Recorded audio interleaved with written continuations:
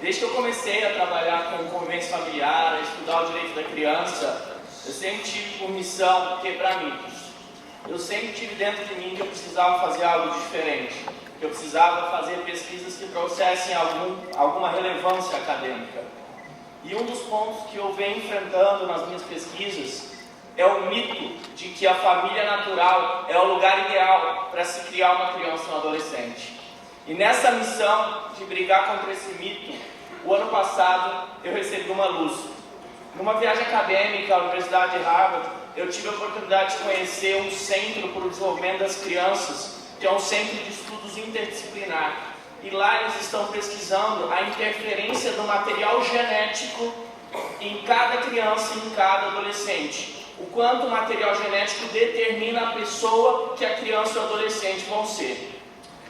E lá eu pude então tomar contato com pesquisas que dizem que as nossas experiências de vida, o que a gente passa nos nossos lares, fora dos nossos lares, o tipo de educação, o estímulo que a gente recebe, é capaz de realizar alterações até mesmo no nosso DNA. E é sobre isso que eu quero conversar com vocês aqui hoje.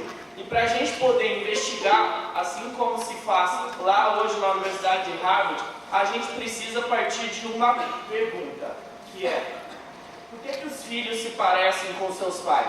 E eu quero convidar vocês para a jornada maravilhosa do início da vida, em que dentre 300 milhões de espermatozoides nadando até o óvulo, nós fomos, cada um de nós, os vencedores. Então já somos singulares demais por isso. E na sequência, nós temos também, depois que há esse encontro do espermatozoide com o óvulo, o início da maravilha da vida humana, de uma primeira célula que vai se subdividindo até que nós temos um conglomerado de células que formam o embrião humano. Esse embrião vai ser desenvolvido no útero materno até que nasça o ser humano, até que nasça o filhote humano.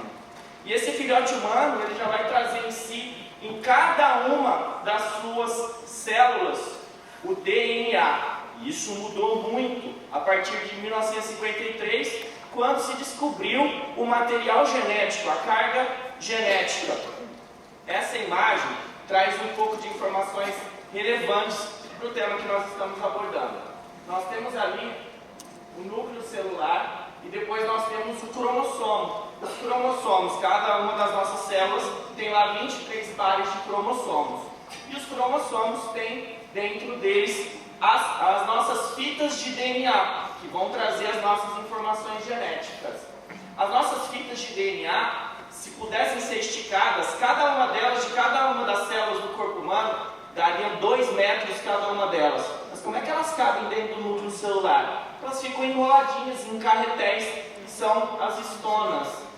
E nós temos, se esticarmos a fita do nosso DNA, mais de 25 mil partes. Cada uma dessas 25 mil partes são os nossos genes. E os nossos genes, de forma individual ou combinada, são os responsáveis pelas nossas características genéticas. E os nossos genes, de acordo com a sopa de letrinhas ali, vai então determinar a nossa cor do cabelo, um traço de personalidade, vai determinar vários aspectos do desenvolvimento da nossa vida. E o que vem se estudando hoje é como, repito, o meio, as experiências de vida, o ambiente de cada pessoa interfere no DNA. Hoje já se sabe que o DNA não escreve em pedra as pessoas que nós podemos ser. Por quê? Porque existem várias operações no nosso material genético que são interações que acontecem a partir do que a gente vive.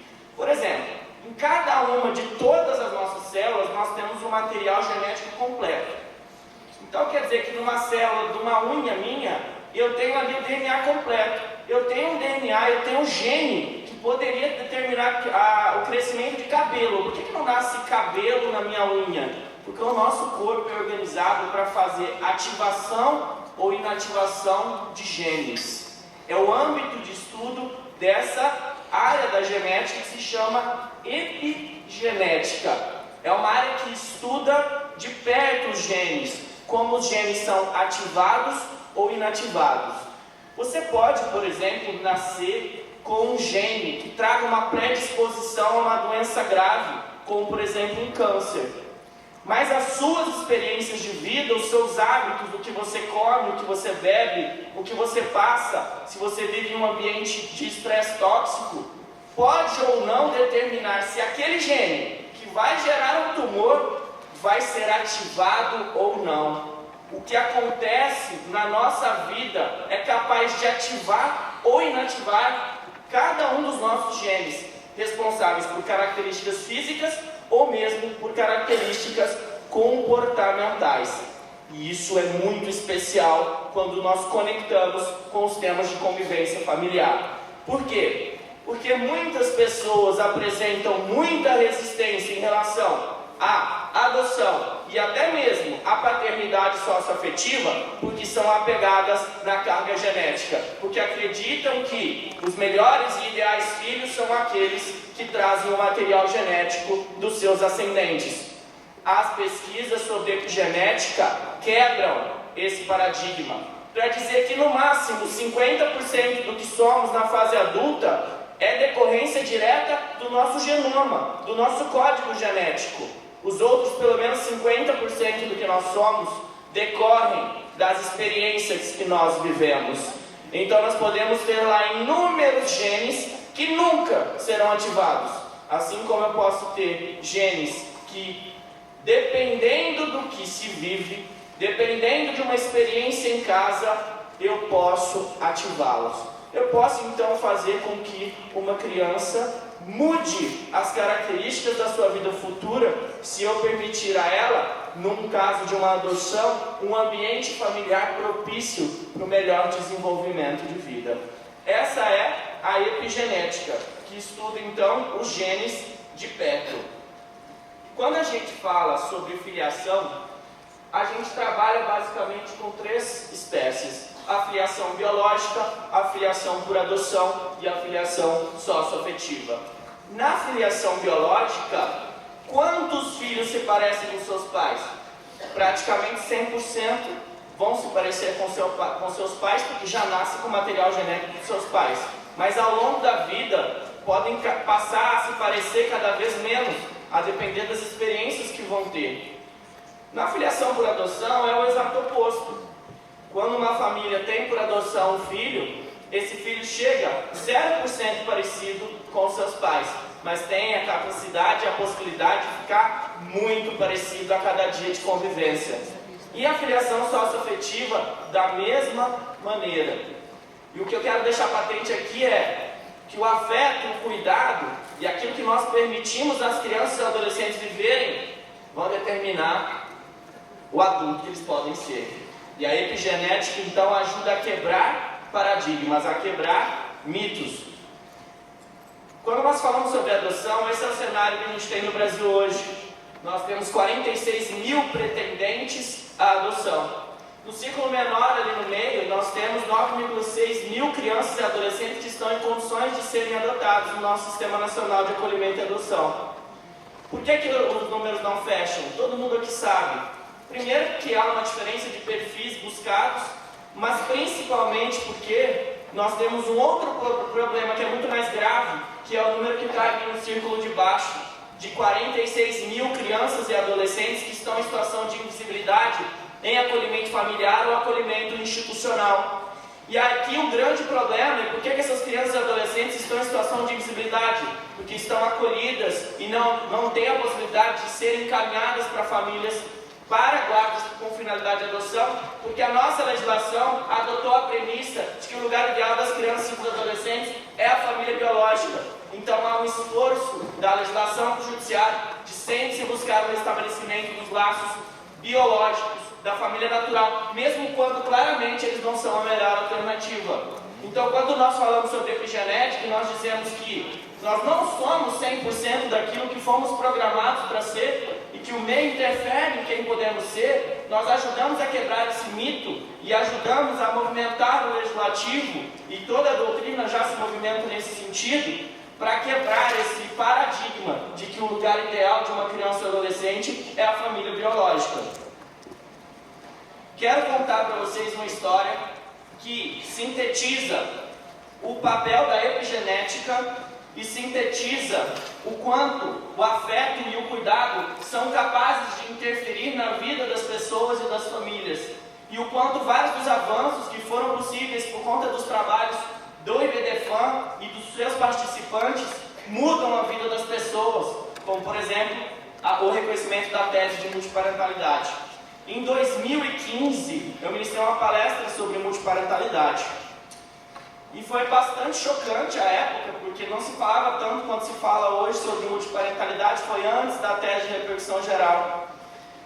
E 3 dias depois eu recebi no escritório uma das pessoas que estava na palestra para me dizer: eu preciso muito que você busque para mim o reconhecimento de uma relação multiparental, porque isso vai mudar a vida da minha família, isso vai trazer felicidade para nós. E então ele começou a me contar a história da família dele. Ele disse o seguinte, que existia um casal, a mulher se chamava Suzel, o homem se chamava Gil, e eles tiveram 2 filhos, a Carolina e o Guilherme. Por uma tristeza do destino, a Suzel ficou viúva, perdeu o marido num acidente de carro e ficou com os 2 filhos. Situação extremamente difícil, mas, por sorte, logo se encontrou com o Amaury, com quem se casou, e ele então assumiu aquela relação com a nova esposa e também passou a assumir uma relação diferente com os filhos biológicos dela. Logo depois, eles tiveram um filho biológico, o Eduardo. E então passaram a viver em uma família reconstituída ou reconstruída. E quando esse cliente veio até mim e começou a contar a história dele, o meu cliente é o Amaury, esse sujeito que se casou com a viúva que tinha 2 filhos e com ela teve um filho biológico, ele me disse: quero te contar porque a minha família é um pouco diferente das famílias tradicionais. Desde que eu me casei com ela e passei a conviver com os filhos dela, para mim, desde sempre, eles foram também meus filhos, eles são meus filhos, eles me tratam por pai e eu os trato por filhos. Inclusive, eles têm cada um 6 avós, e cada um dos ascendentes, os meus ascendentes, os ascendentes da minha esposa, os ascendentes do pai biológico deles, da Carolina e do Guilherme, todos tratam as crianças como netos, e as crianças têm 6 avós, e se amarram nisso. E nas festas de final de ano, na Páscoa, estão sempre juntos, todas as famílias, e é uma festa, uma farra só. E curiosamente, disse ele, em muitas oportunidades, quando estamos todos juntos, a gente nem se lembra que não há nenhum tipo de vínculo biológico. E as pessoas ficam tentando adivinhar quem é filho biológico meu ou não, porque a gente se parece tanto. A gente se parece como se tivesse o mesmo material genético, todos nós. Mas, disse ele, sempre tivemos dentro de nós uma grande angústia. Por quê? Porque eu queria ter o reconhecimento jurídico dessa relação de filiação com esses meus 2 filhos socioafetivos, mas jamais quis. Por quê? Porque a presença do pai biológico registral sempre foi muito forte, e eu não desejaria que eles tivessem retirado dos documentos e dos registros deles o pai biológico. Então nunca buscamos nenhum tipo de reconhecimento de paternidade socioafetiva. Mas agora, depois que eu ouvi a sua palestra sobre multiparentalidade, eu percebi que talvez a gente possa buscar esse reconhecimento. Então eu disse para ele, não é bem assim, não vai ser tão fácil, ainda é um tema muito novo, mas a gente pode tentar. E disse a ele, a melhor maneira de tentarmos fazer isso, primeiro é você sentando com os seus filhos, conversando com eles. Ele disse, eu já fiz, já conversei com os meus filhos. E aí eu me instruí também. Vamos então colher o consentimento do seu filho biológico, o Eduardo, por escrito, porque ele é aqui uma hora interessado do seu ponto de vista patrimonial. Porque a partir do momento que houver o reconhecimento, ele deverá concorrer com os seus filhos socioafetivos, que passarão a ser os seus filhos registrais. Pois bem, ajuizamos a ação, foi marcada a audiência e o juiz, de forma muito rápida na audiência, quem é fulano, quem é Carolina, quem é Guilherme, quem é Eduardo, foi perguntando, e ele falou, está todo mundo de acordo? Está todo mundo de acordo. Eu esperava que fosse ser proferida a sentença ali, mas não foi, num caso tão complicado e inovador à época, isso já em 2016 não foi. Mas enfim, 2, 3 meses depois, veio a sentença de reconhecimento da paternidade socioafetiva sem a quebra do vínculo de filiação com o pai biológico já falecido. Então, o reconhecimento de uma relação multiparental para essa família, que sempre foi uma família que viveu uma relação multiparental, mas que o direito não, de maneira nenhuma, trazia reconhecimento a essas relações, gerando insegurança. Eles já tinham até, em certo momento, disse o meu cliente, conversado sobre questões patrimoniais, e o filho biológico já tinha dito que iria, por espontâneo próprio, dividir o patrimônio em qualquer circunstância que fosse, porque para ele não faria o menor sentido ser o sucessor único do seu pai biológico. E aí eu até trouxe aqui para a gente conhecer, eu usei os nomes reais, porque perguntei a essas pessoas se podiam os nomes reais delas, e trouxe uma foto aqui para vocês conhecerem essa família. Então está aqui.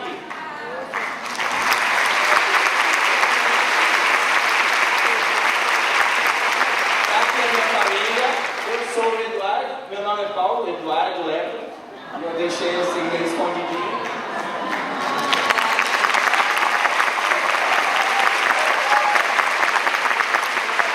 E advoguei em causa própria para o meu pai, eu dei a palestra para ele, contei para ele depois, olhando para ele fixamente. Esperei que despertasse nele a vontade, ele veio conversar. Nós conversamos em casa, entre os nossos irmãos, e conseguimos então levar adiante esse nosso desejo.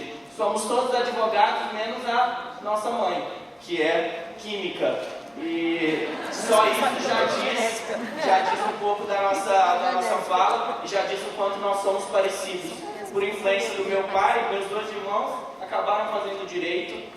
E a minha irmã é extremamente parecida com o meu pai em vários aspectos, e o meu irmão é extremamente parecido com o meu pai, não fisicamente, porque ele é mais parecido com o pai biológico, mas ele é muito parecido com o meu pai também em vários aspectos comportamentais.